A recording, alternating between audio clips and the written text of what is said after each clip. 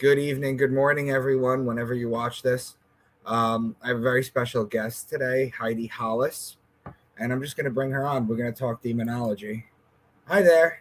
Hey there, how's it going? Thanks for having me on. This is Well, awesome. thank you. So, um, what happened, how we linked up basically was I'm pretty good friends with Nate Gillis. Yeah, that's I'm my pretty, buddy. I'm pretty good friends with Nate Gillis, and he's mentioned you before. And I think I've reached out to you before, but I haven't heard anything. And then No. like I commented on something that you commented on, or maybe it was your post on Twitter, and we started talking, and we've just been trying to set this up. So I wanted to have you on to talk about your work. Thank you, I thank do you.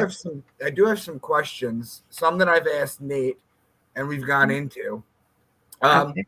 The first thing that I wanted to bring up was um, there's I don't know if these are unfounded rumors or if this is true, but apparently some of the Israeli soldiers that are killed, they are harvesting their sperm to possibly have genetic offspring.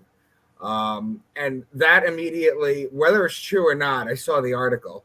Wow. Again, I don't know if it's true or not, but that brought me to something that Nate brought up to me a while ago, the story of the succubus, right? Isn't that what they used to do? I was wondering if you could just touch base on that. Oof. Boy, you just start off for it to like whoosh. What? I have not heard that one.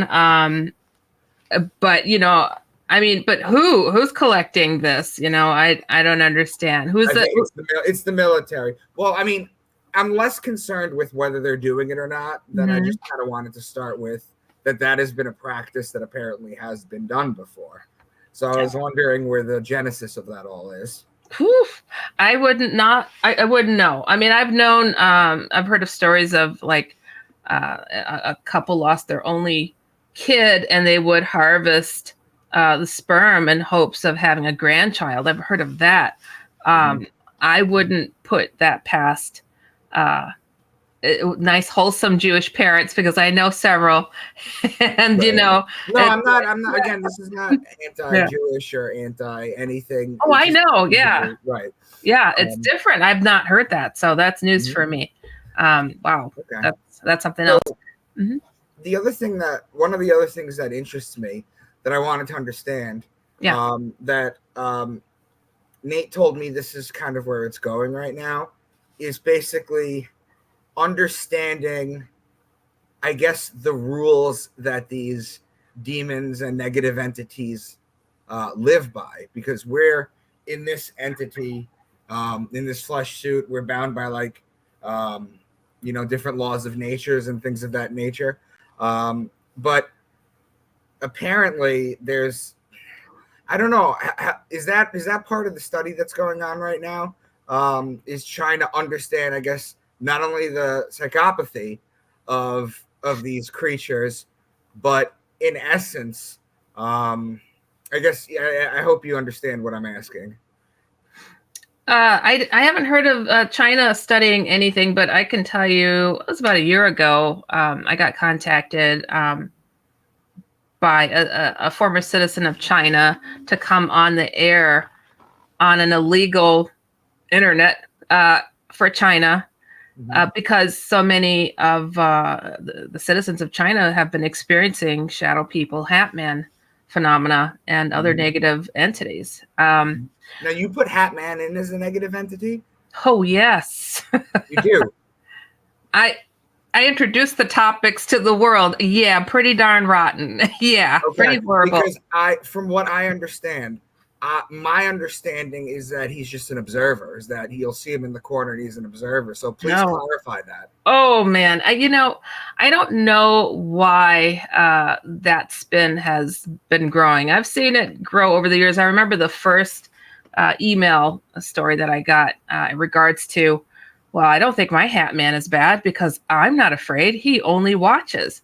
And if you can understand, like, how does somebody groom a child? Well, they get them comfortable. They observe, they watch, they see what their weakness is and how to dominate. And I don't care how many years it takes for this thing to learn what your weaknesses are.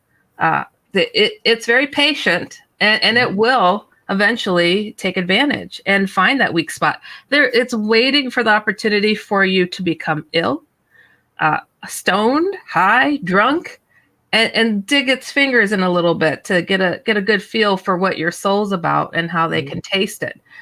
So it's to be honest, it's quite I hate to say ignorant, but it is. I mean, it really is. It's like, right. And you're the one that introduced everyone to the Hatman. Yes, and it is absent of light. Oh, he's just a guardian angel. He's come on, guys. That is really the craziest thing I've ever heard. I mean, there's a reason why he hides. He wasn't necessarily directly invited. He looks for his opportunities to pounce and take advantage.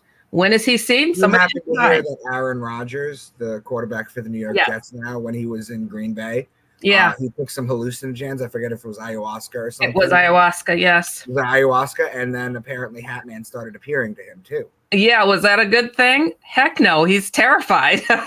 And, I was raised in Wisconsin, and I'm like, hello, call me Aaron. I don't understand. If he knew to call it Hatman, he knew where it came from, I hope. But there are people claiming, oh, I'm the one that introduced it. It's just been so crazy. I am here to try to help people deal and recognize what this thing is that's been coming and torturing and observing and raping and pillaging people's souls. I mean, people think, well, because I wasn't afraid, it's a positive experience. Well, I'm not shaking in my boots over him either, but I'm pretty clear this thing, it's not even a man, it's a thing in a black suit with glowing red eyes, and if he, God forbid he smiles, it looks like Pennywise from the movie It. It goes ear to ear. Reminds me of the story of the. It kind of reminds me of the story of the Mothman a little bit, if you think about its features and such. He stands alone, but Mothman, he comes around when there's something ominous about to occur or whatnot. But you know what, Hatman not only comes around to his features. I wasn't referring. Oh, the features, right. Yeah, I gotcha. When Hatman comes around, he comes, when a horrible thing's about to happen, or he's causing the bad thing to happen, or if there's illness or death about to occur. So what do we know about Hatman? What have you? Can you give us a rundown of who Hatman is, and what we know about him psychologically and just in general, what he's done, how it's possible for multiple people to see him at the same time? Is he an archetype? Please let us know. Yeah, well, I think it's important to first state, because a lot of people think, you were the first to research him. I'm like, think about that statement alone. Nobody had heard of shadow people or Hatman when I first came forward to speak on these things. Where did I get this information from? When did you start looking into this? When? Yes. Oh gosh. There was nothing to look into. First off, I was experiencing it. So when I first started writing about it, was 1997. Gotcha. Yeah. And so the book was written, The Secret War was written in 1997. Took me 2 months to write it, 4 years to get it published. I'd sent it out to radio show hosts, other authors in the paranormal, because the only people that published books like that back then were other people involved in it. So if there was whisper of shadow people before that, it's because they had a copy of my book. So you can check the copyright. You can look it up. It's free. So it's been to introduce these topics from nothing and to establish it for what it is. It's a long story, but to talk about Hatman, he is this thing that likes to wear a black suit, trench coat, cape, top hat, no hat, different types of hats. If you see his skin, you might see he has solid black eyes. If you don't, and you see a shadowy form, I shouldn't say shadowy form because it's very clear what he is. How tall is he, by the way? If he shows his eyes, they're glowing red. I'm sorry? How tall is he, by the way?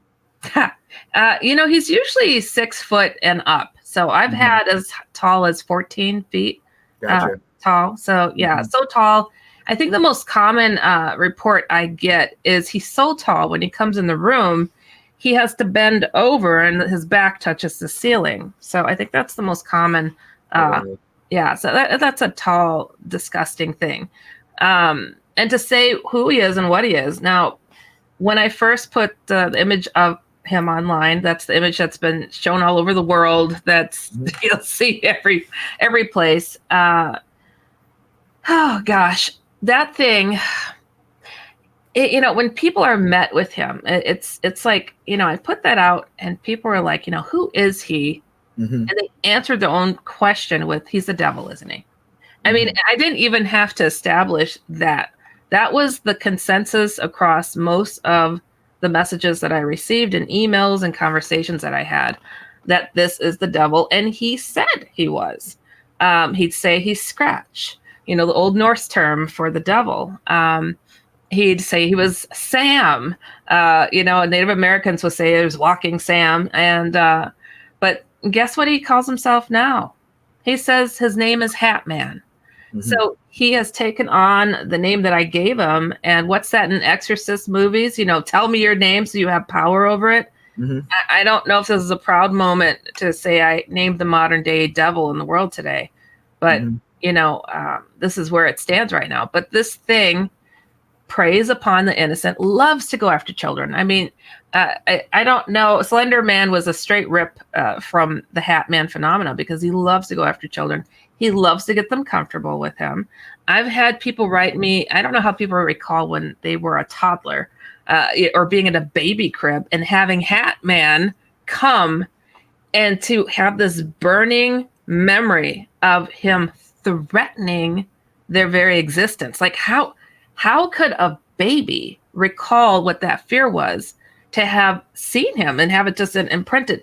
He imprints, he gets things either people fearful or comfortable, whatever it is, whatever he's angling at, what he's trying to get at, and condition the individual so he can gain access. I don't care what it takes. If it's kindness, if it's doing a favor, I wouldn't want to owe this thing. If it's, I've had people say, oh, my Hatman experience was great because he punched my abusive father. Well, well, you are really owing him, aren't you? It's like, because you took pride in that. Like you were glad and then you got comfortable with him. It's like, yeah, he sits across from me in the living room all the time. Now I feel safe. It's a sad, disgusting reality that people are falling into. And it's like Stockholm syndrome, So for the adults, or let's just say not infants, let's just say not children either. Let's say adults, people that have been able to cultivate their personality and really let their soul develop on this plane. Do you see, because I'm sure you've talked to tons of them, do you find, I know you're not a psychologist, but do you find a commonality in them? Does Hatman attracted to certain types of people? My background is in behavioral health as an occupational therapist. So meeting a lot of different people with all sorts of mental illness. It runs the gamut. But you're asking if there's a certain type of person. The pattern that I've seen, like a lot of people are fearful, like, what did I do to deserve something the likes of the devil to come at me? And it's like, usually, yeah, sometimes people will, conjure and do stupid things to bring something dark to them. But honestly, it seems to be the pattern is they're gifted in a sense. They're creative. They observe. They're artists, artists have to really observe nature in order to replicate it. And it's between what they're observing that these things creep in and they spot it. And when Hatman or shadow people see that you can see them, you've got a problem. They recognize you. It's like you've been identified as somebody who has an evolving gift, because mankind is evolving. We haven't stopped. And they want to stop that evolution. So they feed off of negativity. They feed off of fear. They feed off of angst, anger, war, things of that nature, right? Oh, yeah. I was told that they might be the thing that spikes a crowd to start a riot that was once peaceful.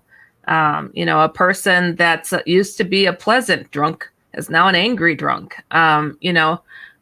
they call wines and stuff spirits for a reason, because your guard is down. They could take advantage of you. Well, alcohol goes back to the Muslim word al-kul, which means mind-eating spirit.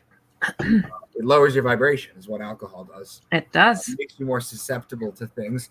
Absolutely. In fact, it brings out your reptilian midbrain, is what it does. Because think about it, Heidi. What are the three things that you do when you're drunk?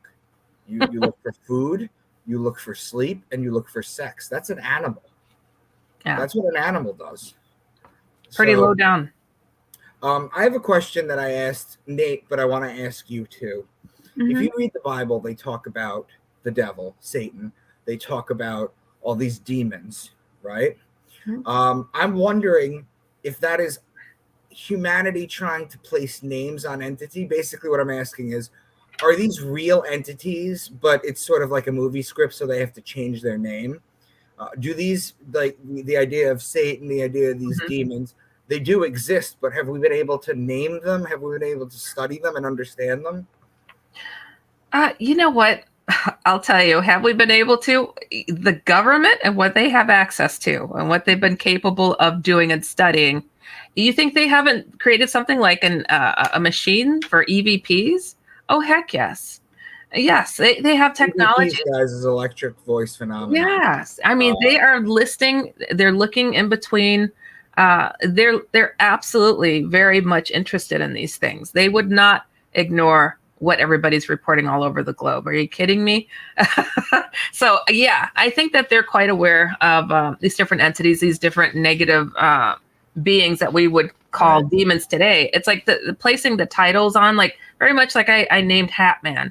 I think back in the day, again, they came up with names and it stuck. And these things begin to identify as it. I never thought in my wildest dreams that this would be something I'd be known for. You know, it's not something you make your parents proud, for sure. And it's like, wow, to name modern day demons, shadow people, and the devil. I just,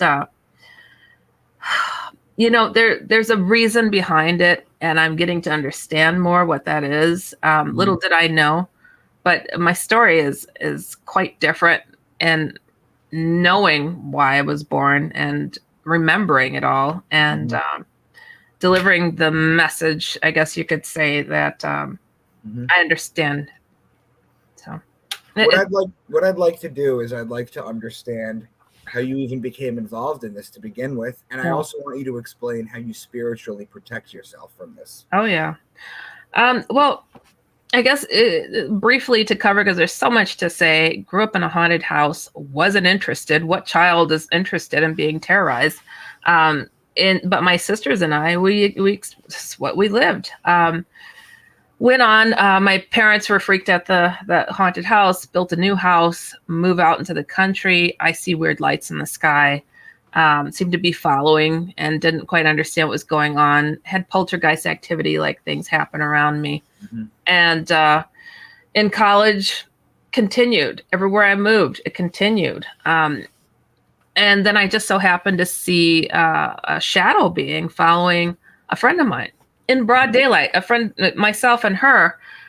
I dealt with UFOs. I'd seen ghosts.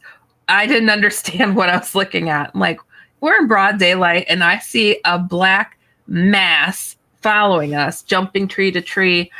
And I tell my friend, I'm like, oh my gosh, what did I just see? I draw what I saw, and it's essentially what I call kind of a funny title, head and shoulder shadow. It's like you'll see it on my website, HeidiHollis.com. I got like different categories of it. And after I showed it to her, she's like, well, Heidi, I don't know what that is. It's been following me since I was a kid.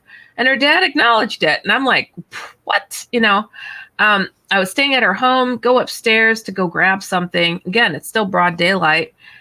Turn around to leave the room, and it confronted me. And I don't know, 10 feet tall, hulking over me, glowing red eyes, you know, just horrific. And I just, that fear, I always get a chill every time I think about it, because it was a paralyzing fear, but I knew if I stood there, I was going to die or pass out. I also knew if I swung at it or if I ran, it was going to get me somehow. And I felt like I was somehow encouraged, close your eyes and say a prayer and start walking through this thing. Mm-hmm. And that's how I survived that situation. Now, soon after that, I continued having things I didn't know were related. I saw shadow spiders, is what I call them now. Like such real nightmares. I'm like, you're having a nightmare and you wake up and it's in the room. What is this? You know? Mm-hmm. And I'm like, giant size man-eating spiders or thousands of little spiders. Didn't know what I was dealing with. Flash forward a little bit more, and would you consider it a night terror, or kind of like where you're frozen there and you can't move, you can't speak? No, I wasn't frozen. I don't get frozen, so it's a strange thing. But that's a whole other topic we had to talk about. Quote, sleep paralysis. That is a bunch of malarkey. Okay, but so I moved, and I got a college roommate. Super religious, Pentecostal, just like absolutely, everything was demons to her. And I'd seen UFOs and I'd see these see-through things going through my apartment. Like I could just like make out an edge of it. And one day I was an art major, she was as well. And I would try to sketch what I'm looking at. And one day I caught her sketching the same thing I was looking at, and she drew the same thing as I did. And I said, you see what I'm seeing?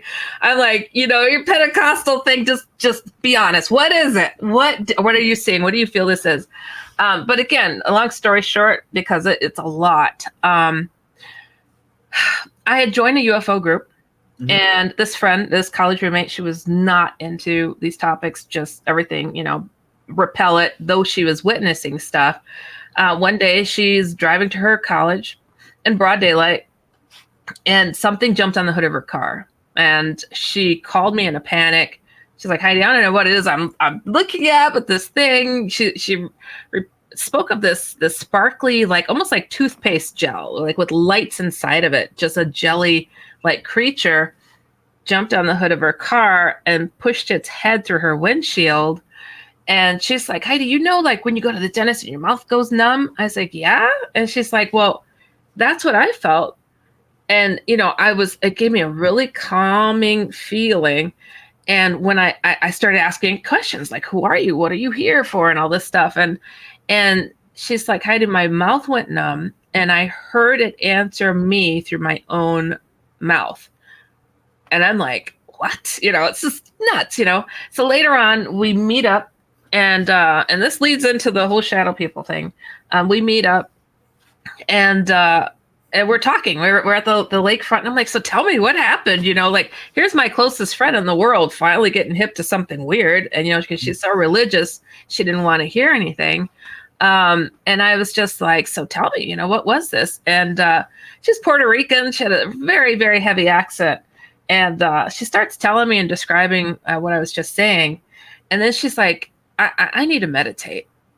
I'm like, we're sitting here in a car. She's telling me the most exciting story I've ever heard. And she wants to meditate. I didn't even know this is something she did. She closes her eyes for just a moment. And I'm just like, do I get out of the car? And she's like, hello, I've been waiting to speak to you for a very long time. And her accent was reduced. And I didn't understand these inflections in her voice. And I was like, Samantha? What? Are you okay? What's going on? And the voice said, oh, this is not Samantha. And I was like, is she pulling my leg? My friends love pulling jokes, I'm like, okay, hold up. And I said, oh, really? And so again, this is so much detail. I'm like, well, who are you? I'm being, jokey. Well, I'm what you would call an alien. And I'm like, oh, an alien. Oh, where's your ship? Oh, it's very high up. But I can't reveal my ship because your government knows how to shoot us down now. I said, oh, that's convenient. I'm just being silly. And then he says, hold on. I think I can project an image of myself. And I tell you, Micah, right then, the car started filling with this hum. And I'm like, what is going on? And I watched this little pinkish flesh little creature appear in the seat between us. And I mean, I was pressed up against the side of the door, like, okay, I believe you. I see you. And I was like, okay. And I get goosebumps now because I'll just never forget seeing that. It looked kind of like a small child without clothing. It was pinkish. It had rounded features, but it had large eyes. And I was like, I'm all ears now. I'm like, okay, we got an alien, everybody. And so my friend, she comes back, she just goes, oh my God, what was that? And I'm like, I just saw this alien. It show up in the car. So we're like talking about it. I'm like, the things that she mentioned too, like she was talking about DNA. She's an art major. English is a second language. She wasn't into talking about stuff like that.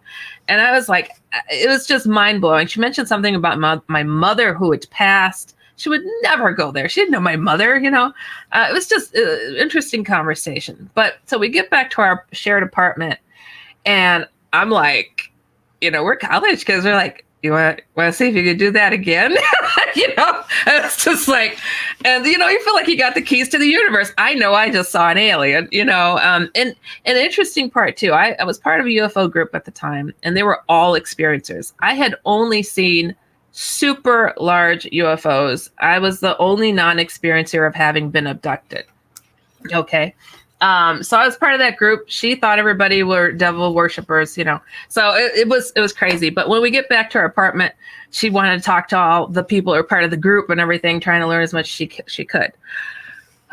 So there's so much that I'm skipping just to try to get it all in. But, so while we're sitting there, and she closed her eyes and sure enough, this voice comes back and I'm like, can you tell me the numbers to the lottery? That's what you said? I did. I'm like, what do you ask? I'm like, can I go take for a ride on your ship or something? I mean, I was just asking all the silly questions and where are you from? What's the name of your planet? And now this is the weird part. The 9 times out of 10, anything it was pretty much 100% of the time, he was saying it would not benefit you to know that. It's like, if I told you the name of my planet, you wouldn't understand. You wouldn't know where it is. You wouldn't understand the location. I'm like, you got a point there, okay. And I was just like, we did this several times over days, we're like, let's do it again. See if we get an answer. Why have this thing show up and not answer anything? Mm-hmm. I couldn't understand that. She couldn't understand that, and I'm like, okay, I got the message. It's real. So it kind of grew like, this is a weird puzzle. Let me ask and just talk about anything. And after asking all the stupid questions, I started sharing a dream that I had. And I'm like, yeah, so I had this weird dream. I'm like, I'm talking to an alien about some weird dreams. Something I wanted to point out. I had been a part of that UFO group, right? And I'd seen people be hypnotically regressed, where they're recounting what it is that they witnessed, only for, instead of speaking of what it is they're experiencing, to have, I witnessed the being speak through the hypnotized person. So it's not uncommon. And I just so happened to have 2 other members of UFO group, 2 different UFO groups who they called it channeling, that they channeled alien beings. But that was not what my college roommate would ever say. She's like, I meditate and there just so happens to be something there. That's like, okay, whatever floats your boat. But so it was wild for me. So I had this conversation and I'm talking about, well, I had a weird dream I can't understand. And what I saw in this dream, I call these waking dreams, where they seem so real, it's hard to believe they didn't actually occur, right? Mm-hmm. And I'm like, I had a dream I was in Florida. I was down there and I saw the moon in the sky. And all of a sudden it was daylight, and the moon started becoming really large, and it started getting closer and closer to the planet.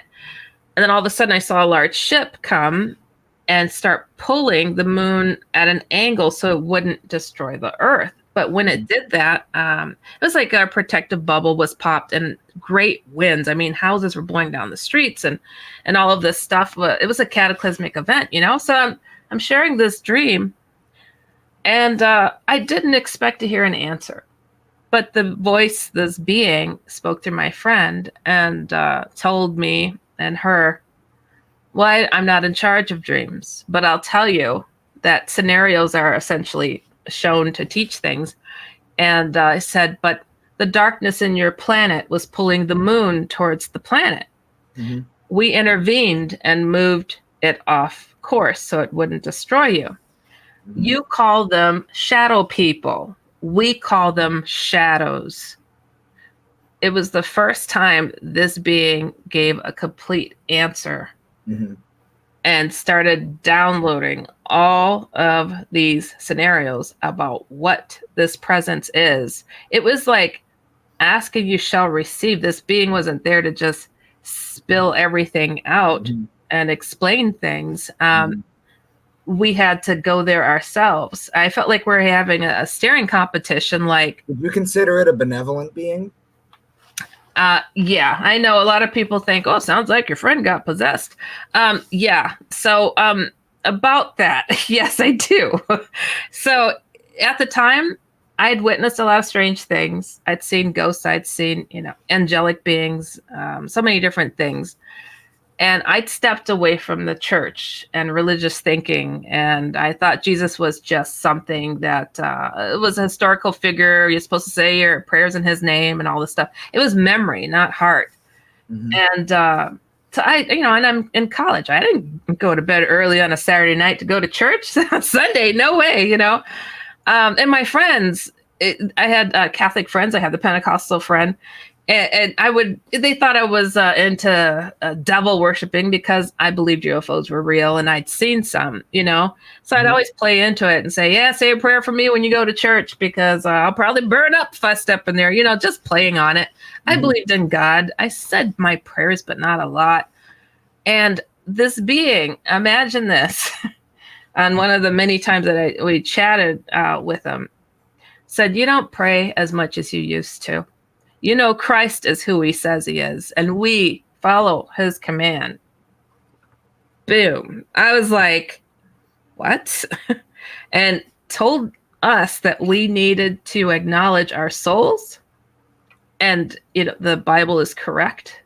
And I was like, it's so weird because I was so sure the alien topic was where it was at, mm-hmm. But instead I was brought back to the practicing to sit still in church thought that I had to grow up with, as the Methodist.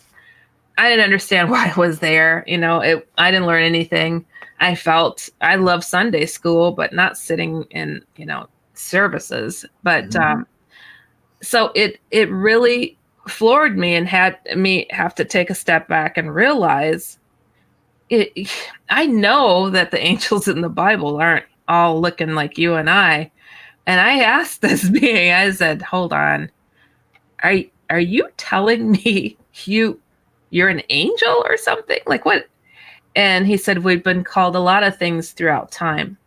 And I never thought of this really until actually the past couple of years that this creature, he looked like a small child, like a cherub, maybe. I don't know. But I never attributed that to him. But it's just been more recent. Somebody's like, hey, he kind of looks like, and I'm like, oh, he doesn't have wings, but I was really surprised to be schooled by something that didn't look like you or I about getting right with Christ.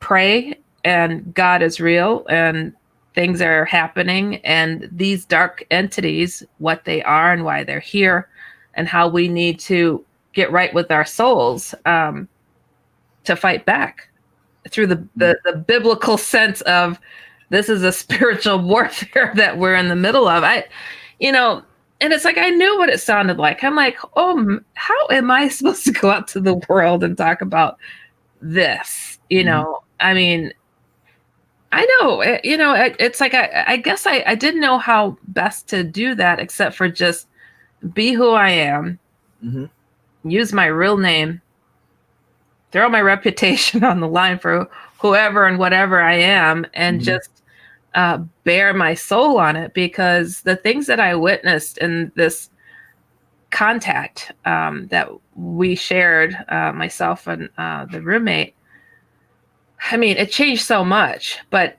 it got me right with thinking about matters of the soul, Christ, and all of that. I mean, it just came full circle. It came absolutely full circle for me. And, so a lot of people think, oh, you're a paranormal investigator. You're a ufologist.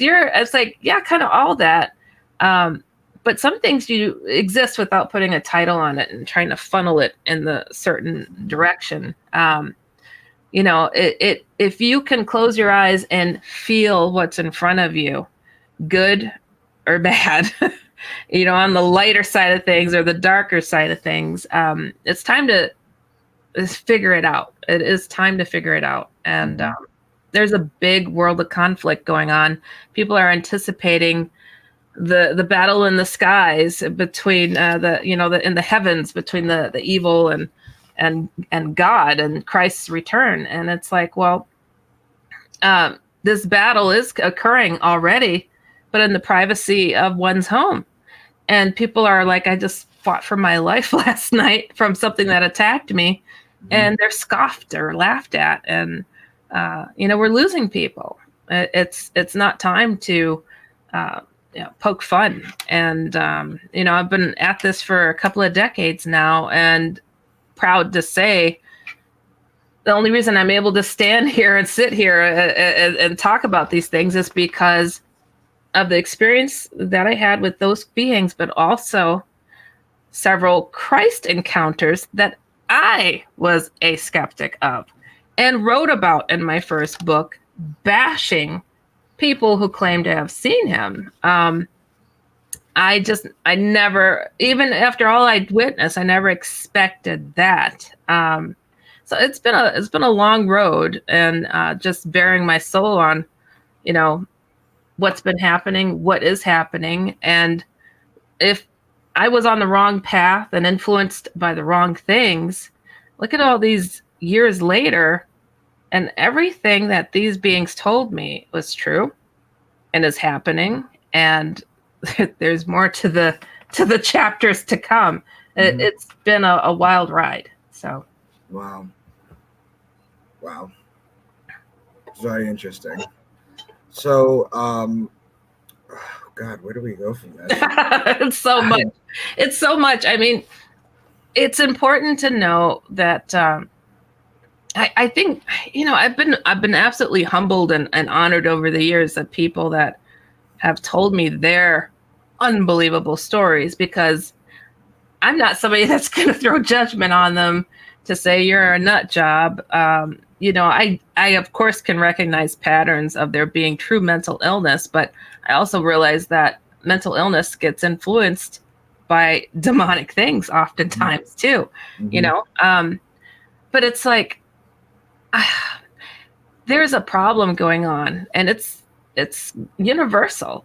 And, it seems so crazy, these fabled tales of, people walking around in the desert in fluffy robes, speaking of a Messiah. And I know that the government remote viewed if Christ died and rose again. And they said, yes, he did. So why did they remote view that?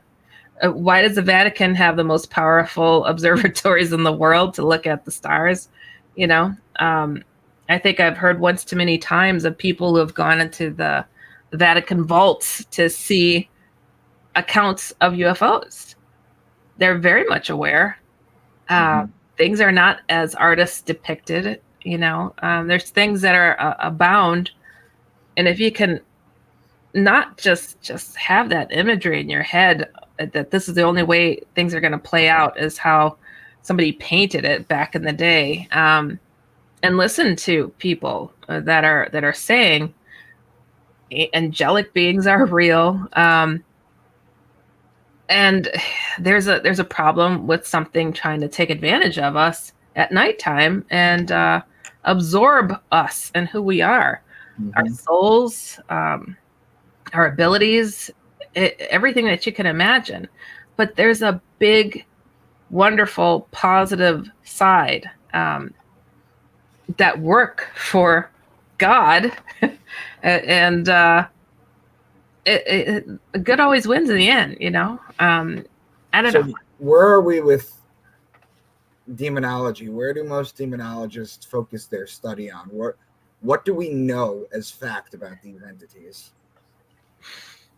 You know, I think that most people can acknowledge that they can feel when something is negative going on in their lives, you know?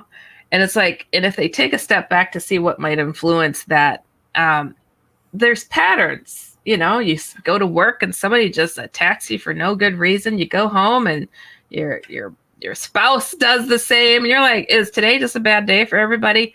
You know, and you've got to wonder, and people think of the evil eye or a curse being placed on them. And it's like, we have this inner sense, we have this inner knowing something is up. Why? How would we know this stuff? You know, are we all psychics? I think we all have abilities that allow us to be able to sense good vibes, bad vibes. And I think that those are attributed to some of the darker and the lighter things that are among us. And it's like you can't always put it under a definition of like this falls in this perfect category. This falls over here best. I gave up all of the titles and pigeonholes people try to put me into. It's like, I'm a therapist, I'm a podcast host, I'm a television host, I'm a cartoonist, I'm an author. You know, it's like I'm gonna do it all because God gave the gift to be able to do it. And I feel like I'm throwing the gift away if I don't do them all, you know. But also everything is aiming for the same goal, and to wake people up and to realize that there's a problem going on. It's important to have people like Nathaniel. People call him Nate. I can't help but say Nathaniel. It just fits. And it's like somebody that could point out and quote and find the ancient text of, and boom, chakalaka, boom. You know, I love that. You know, I'm not that person. But I totally admire it. And it's for myself, it's like experiencing and knowing and displaying and just feeling the vibe and hoping that I'm putting the right emphasis in the right places, and also have a sense of humor on these things. It sounds crazy, but from a person that I mean, all I wanted to do was be a cartoonist growing up, do comics, and I laughed most of my days away. And if there's any criticism I ever got being on Coast to Coast for the past couple of decades, it's like, wow, she laughs too much, you know? And it's like, well, that's me. That's how I handle life. That's how I talk about these things. And I think it helps to lighten the mood, to, instead of chasing people out of a room with the most darkest demonic stories you've ever heard, or to get them comfortable, to want to ask more questions and stick around. You know, I've worked with doctors and nurses and therapists, and they're like, Heidi, I listened to your show last night. I'm like, oh boy, here we go. You know, or my patients, God forbid, they Google me, and they're like, you know, I really wouldn't believe anything that was said if it wasn't coming from you, because I know you're normal, you're educated, and you just talk about it as you would about, you know, going out for breakfast, you know, what you had. It's important. It's important that we get used to this and take this flashlight out from underneath our chins and just be real. There's no time. There's no time. If there's anything that I felt urgently from a lot of different sources that I've experienced, that time is short, you know, and people are like, oh, it's the end times. I'm like, I hope not, because we're going to lose too many people. There's too many people being stupid trying to conjure Hatman, for crying out loud. You know, too many people poking a stick at the monster in the graveyard and see if it'll chase them. You know, it's stupid. We have got to stop that and figure out what's most important. I get it. The spooky stuff is cool because you can see it manifest. You can see it move something or possess somebody. That's cool because people that don't look inward and also outward, because God is moving mountains. It's so easy to keep them entertained, and because they're bored with their spiritual selves, I guess.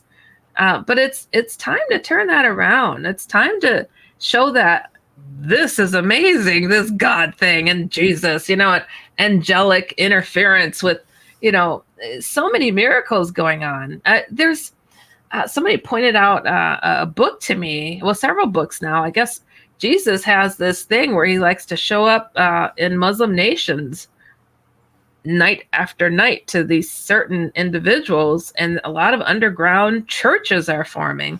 It's like there's a lot of miracles going on, and it's like, can you conjure God up? He says you just have to say a prayer, and yes, you can.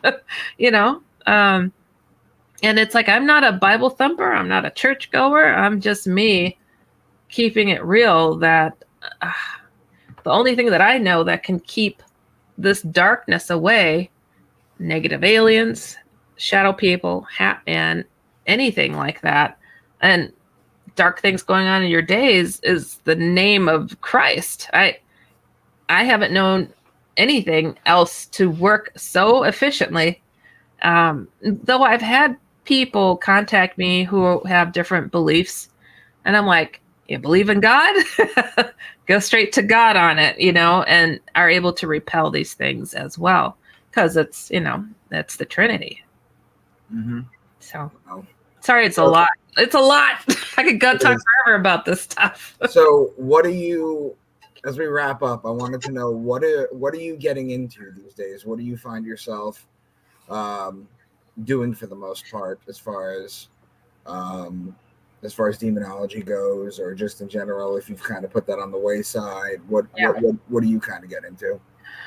Oh gosh, well, I was told and warned that Heidi, we need you to talk about the shadow people, Hatman phenomenon, and put this out there to the world, essentially. But I was a college kid, just what, me? How is this going to help anything? I'm busy. I'm in medical training. That's not easy. And I had 3 jobs at the time. I was warned that the phenomenon that I was introducing was going to grow to such a level that is when a time of change would be taking place. End times, I don't know that. All I know is a time of change, and that there's going to be a recognition of this change, meaning dark forces versus God forces, I guess you could say, positive beings of the universe, that they instrumented and let me know that this is not their battle. They're trying to encourage us to own up to us having a soul and it looking like a tasty snack to these dark things. Mm-hmm. Because this is not the first planet this dark force has done this to. These shadow beings, this Hatman phenomenon. So I wrote that first book, thought I was done, The Secret War. And then I'm like, people are writing me saying, everything was shifting to Hatman. So this whole phenomena just kept going up and up and up. And it's like, well, people need to recognize their souls. So I wrote books all around their souls. And so I have the other F word, .com. That's 2 books on faith. I did them like with cartoon and, how do you get past this? I'm not good enough. I don't think I can repel something evil coming at them. So so I've been trying to, this whole momentum of getting this full circle around the subject to get people to be okay and feel good about where they stand. Like, these things are coming at them. Most of the time, people are not going at these things. It's like, why is that? Because there's something about the human condition and who we are and what we stand for that bothers them. And people need to just own that and know that they're the prize but we have a whole army of positive, which is God-driven, that we can call upon. So going in that direction and seeing the culmination as they warned me to that it was going to be happening at this time. There was another step I didn't quite understand and I didn't quite know until more recently. And so right now I'm preparing to speak about that. And it's in a direction I would have never, ever, ever guessed. Not like this, not like this. I just, so things are accelerating and I'm nervous for people. So if there's anything, I'm doing a little bit more research and understanding and bringing of facts together to be able to present, hopefully sooner than later, that will hopefully move people over the edge to the reality of the scenario that I've been talking about with the dark versus the light, Okay. and who and what is actually here. Wow. Yeah. Okay. I'm not sure if you know what I do, or if Nate brought it up to you, but what I'd like to do is, because I talk about all the ancient holy texts being encoded astrology books. Oh. And what I've done is I just sent you 2 of my videos. Okay. And I was wondering, with your experience, if you can watch them and give me your thoughts on it, even if you watch the first one. Sure. And let me know what you think. Yeah.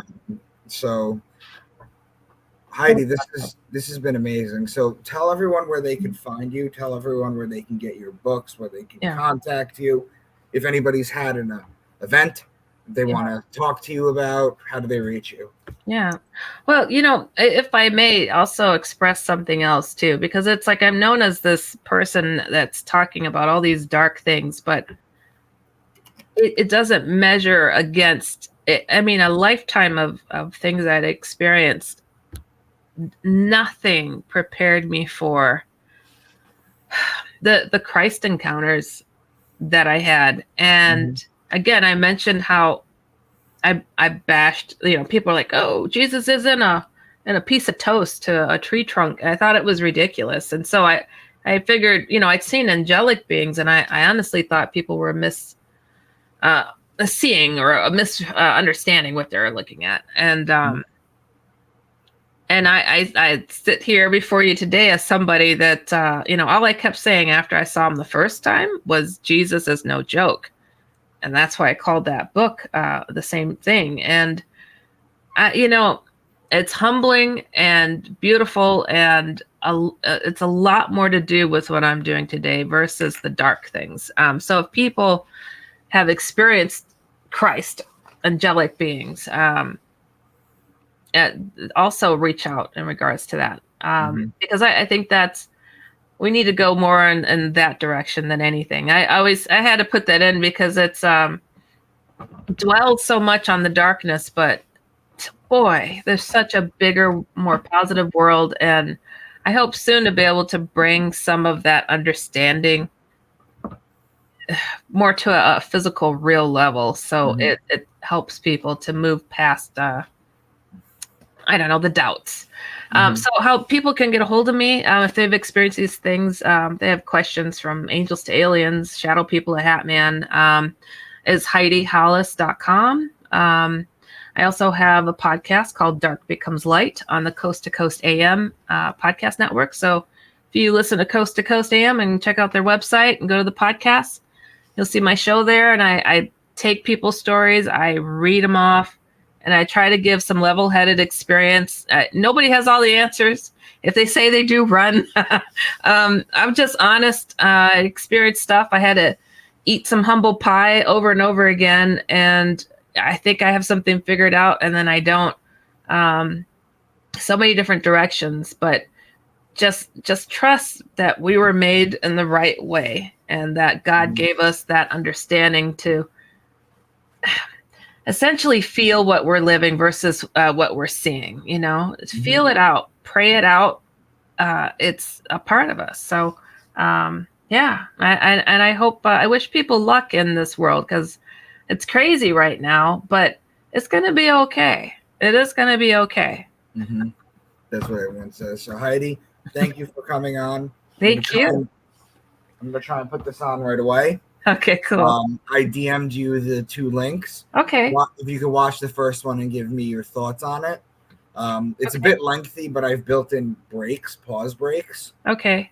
So if you could just let me know, I'd greatly appreciate it.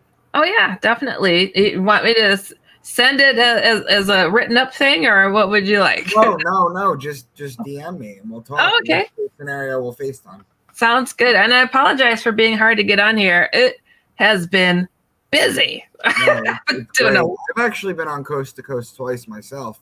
Nice. With Richard Syrett. Okay. And aside from the really late night, witching hour that you're on, it's actually pretty cool. It's pretty fun. Oh, yes. Yeah. Well, and unfortunate for me, it's like doing the podcast. I can do it anytime. So it's great. But yeah, I've been, I was still in college when I got on with George the first time, and I didn't have the book published at the time either. What's that time? Oh, I did have it published that time. It was Sightings, Jeff Rentz. I didn't have it published, and I was told I wasn't allowed to speak of what I was experiencing with this being. Mm-hmm. They said this information may die with you if you don't publish that book first. So I hinted about Shadow People Hatman without naming them until it was done and published, I should say. It was written already. But yeah, it's been a crazy time. Just dude, it's been nuts. But your work, I look forward to just seeing what you created. I think I'd love to have a conversation with you.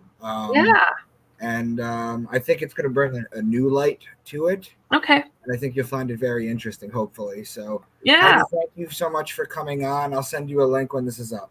Very cool. Maybe we'll do this again. That'll be fun. All right. You take care. Take care. Bye.